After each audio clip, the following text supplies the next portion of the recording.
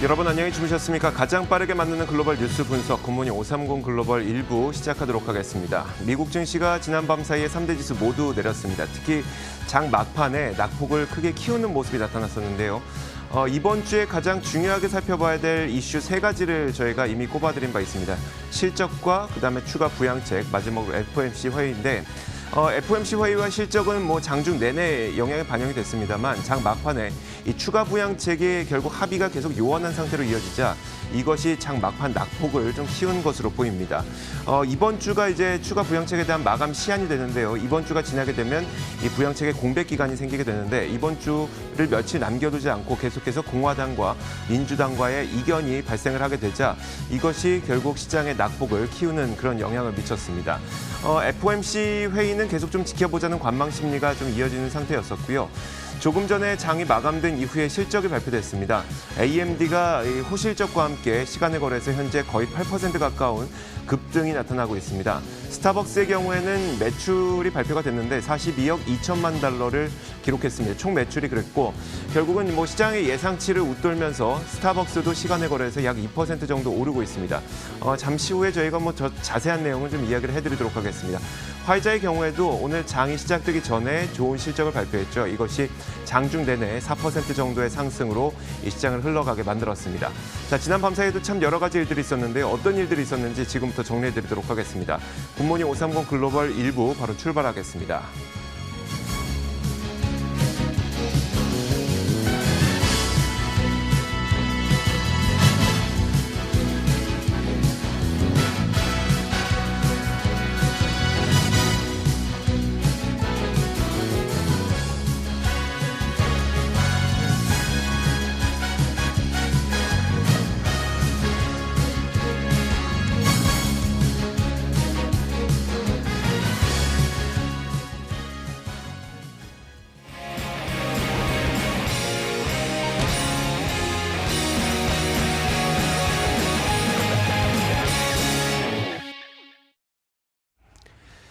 자, 미국 증시의 마감 동향부터 확인해 보겠습니다. 클로징 벨 나옵니다. 장현진 에코 3대 지수가 어떻게 마감됐는지 정리해 주실까요? 네, 현지 시간 28일 미국 3대 지수는 하락하면서 문을 닫았습니다. 부양책 합의가 지연될 수 있는 데 대한 우려에 기술주가 약세를 보였고 기업들의 실적 표정까지 엇갈리면서 하방 압력을 받은 모습이었는데요. 먼저 실적 발표 내용부터 체크해 보시죠. 다우지수에 포함되는 대기업이죠. 맥도널드와 3M이 시장 예상에 못 미치는 순이익을 개장 전에 발표를 했습니다. 이에 따라서 양사의 주가는 개장 전 거래에서 하락하는 모습이었고요. 지수에도 부담을 줬습니다.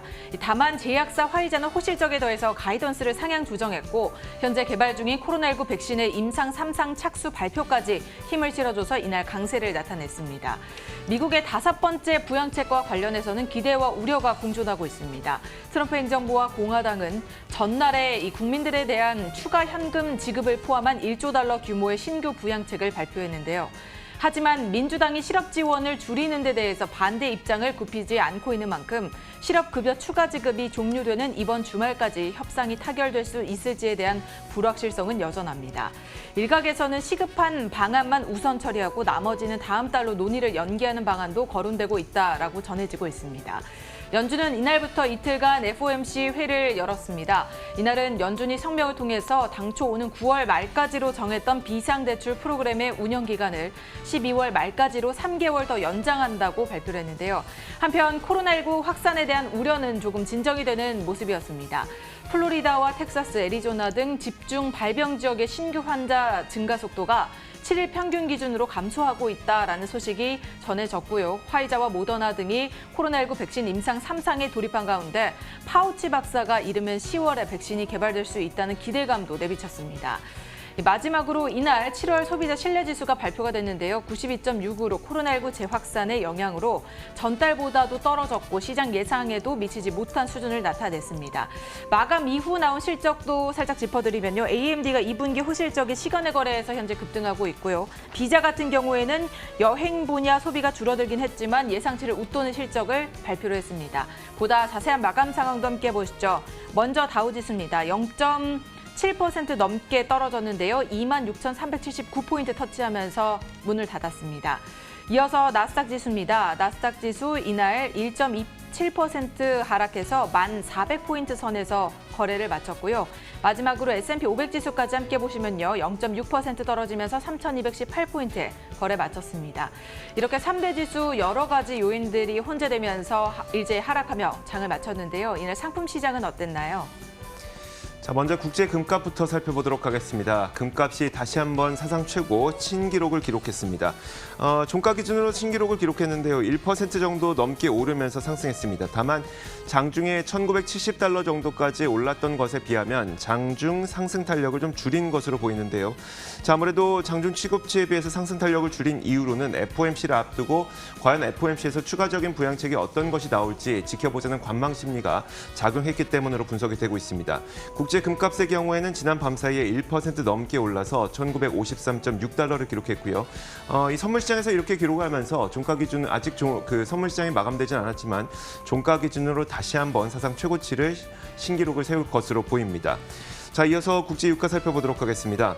반대로 유가는 1% 넘게 하락하는 모습이었는데요. 1.6% 가까이 빠졌습니다. 자, 바이러스의 확산세가 지속이 되고 있다는 점이 가장 큰 부담 요인으로 작용을 하고 있고요. 여기에 따라서 이제 수요가 위축되지 않을까 이런 우려 요인이 작용을 하고 있는 겁니다. 자, 이에 따라 국제유가 WTI 가격은 1.5% 내리면서 현재 선물 시장에서 40.97달러에 거래가 되고 있습니다. 자, 이어서 금리 살펴보도록 하겠습니다. 금리도 마찬가지로 FOMC 회의를 좀 기다려보자는 관망 심리 때문에 소폭 하락하는 모습이었는데요. 다시 한번 0.6%를 밑돌면서 0.583%에 움직이고 있습니다. 자, 마지막으로 달러 인덱스입니다. 자, 지속적인 달러 약세가 진행되는 가운데 지난 밤 사이에는 약간의 조정이 나타났습니다. 0.08% 소폭 강보합 보이면서 93.74에 움직이고 있습니다. 자, 이렇게 상품 선물 시장 살펴봤습니다. 글로벌 외신 확인하도록 하겠습니다. 자, 첫 번째 소식부터 살펴보도록 하죠. 네, 앞서 시황에서도 전해드렸듯이 트럼프 행정부와 공화당은 어제 국민들에 대한 추가 현금 지급을 포함한 1조 달러 규모의 부양책을 발표를 했습니다. 여기서 핵심 사안인 실업급여와 관련해서는 9월까지 연방정부가 주당 200달러를 지급을 하고 10월부터는 총 실급여의 이전 소득의 70%로 제한하는 방안을 내놨는데요. 현재는 일선주의 실업급여에 더해서 연방정부가 매주 600달러를 지급하고 있는데 상당히 감축시킨 규모로 볼 수 있겠습니다. 하지만 민주당 측에서는 실업 지원을 줄이는 데 대해서 반대 입장을 굽히지 않고 있는 만큼 협상 타결까지는 아직까지 갈 길이 멀다라는 그런 이야기들이 나오고 있습니다. 양당의 의견이 좀처럼 좁혀지지 않는 모습인데요. 과연 실업급여 추가 지원 지급이 종료되는 이번 주말까지 협상이 가능할지 여기도 미지수로 남아 있습니다. 여기에 민주당 리더죠. 낸시 펠로시 하원 의장과 척 슈머 상원 원내대표가 트럼프 행정부 관계자와 이 부양책을 두고 오늘도 계속해서 논의를 이어가고 있는 것으로 전해지고 있습니다.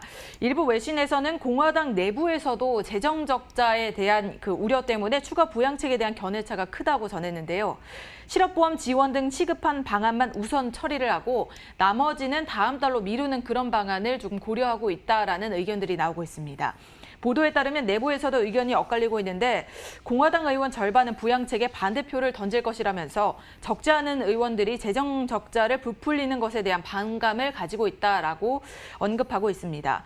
협상에 대한 기간이 정해지지 않은 기관에서 양당뿐만 아니라 당 내에서도 갈등이 빚어지면서 과연 이 부양책에 대한 합의가 어떻게 진행이 될지 계속해서 지켜보셔야겠습니다.